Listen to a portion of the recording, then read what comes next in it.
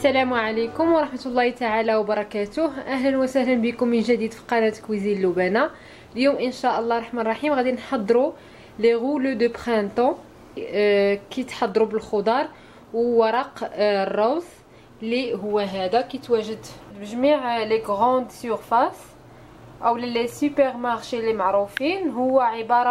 هو منتوج صيني عبارة عن ورق ديال الروز اللي كيتفزق في الماء وكيولي رطب وسهل التشكيل. اللي يكون على هذا الشكل كيكون على هذا الشكل ورق ديال الروز مصوبغين من الروز اللي كنفزقوه في الماء وكيولي بحال ورق البسطيله ولكن ما كيطيبش.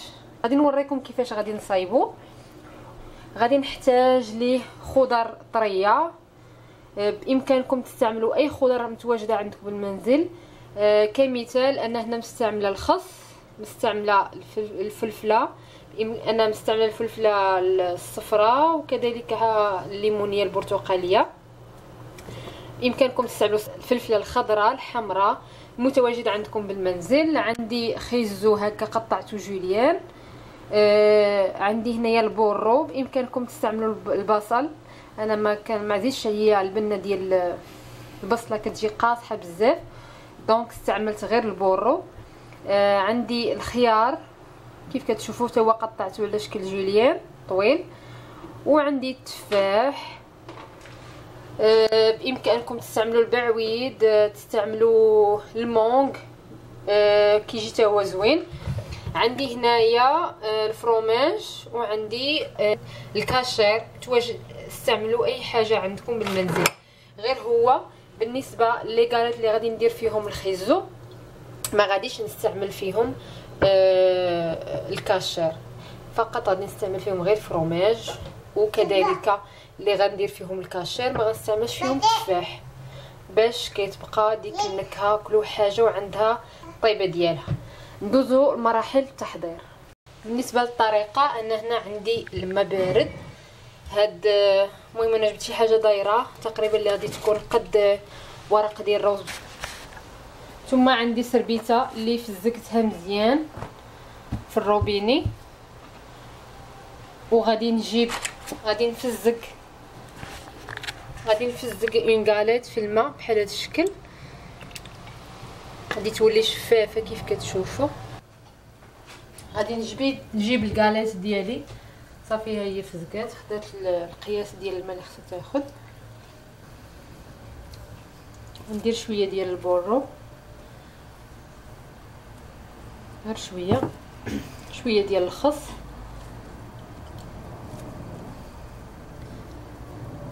شويه ديال الخيزو،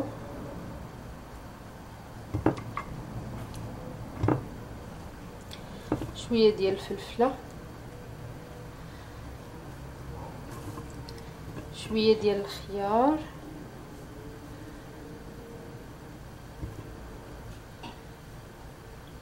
غندير شويه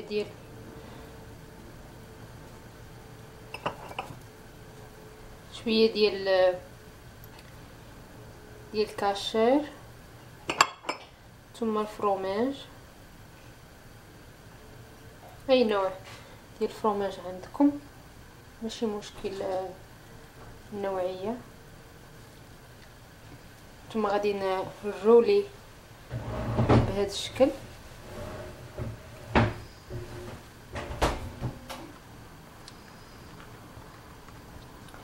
ونجيب الجنيبات الفوق بهذا الشكل.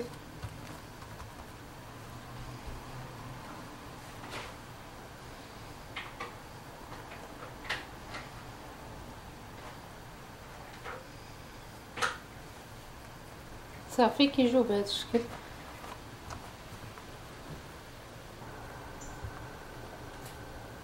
غادي نجيب شويه ديال البورو، شويه ديال الخيار،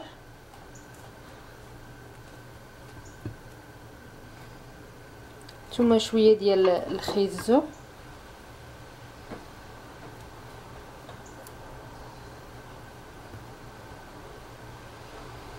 شويه ديال التفاح،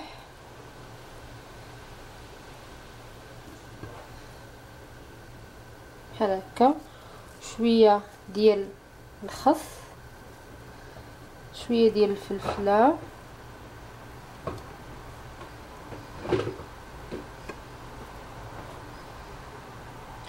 شويه ديال الفرomاج،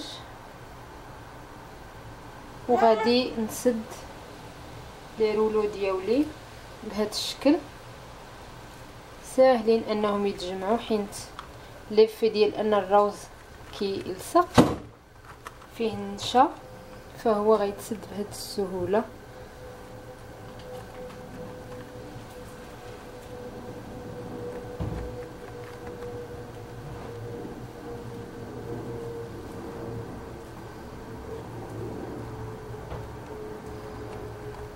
كيجي بهذا الشكل. نقدروا نقطعوهم على جوج ونقدموهم. غادي نوريكم كيفاش غادي نقطع. صافي انا غادي نكمل حتى نسالي الكميه ديال الخضر اللي عندي وكذلك الوريقات، ونعاودو نتلاقاو باش نشوفوا طريقه التقديم. صافي كيف كتشوفوا كيجيو بهذا الشكل. على شكل يمكنكم تخليهم هكا وتقدموهم، يعني بعده طرق بامكانكم تقدموهم، او بهذا الشكل هذا اللي قطعت كل حبه على جوج بشكل مائل وعطانا هذا الشكل. بامكانكم ترافقوهم بصلصه ديال المايونيز او صلصه طماطم او الكاتشوب، او كذلك الا كان كيعجبكم صوص صويا بامكانكم ترافقوهم بصوص صويا، فكيجي جد هائل. نتمنى انكم تجربوهم وتردوا عليا الاخبار. وكيف العاده ما تنساوش اذا عجبتكم حلقه اليوم ديروا جيم لا فيديو واشتركوا معايا على قناتي كويزين لبنى في يوتيوب. وإلا عندكم اي استفسارات او اسئله فانا راه الاشاره، وكذلك ما تنساوش تخلوا لنا تعليقاتكم. والسلام عليكم ورحمه الله تعالى وبركاته.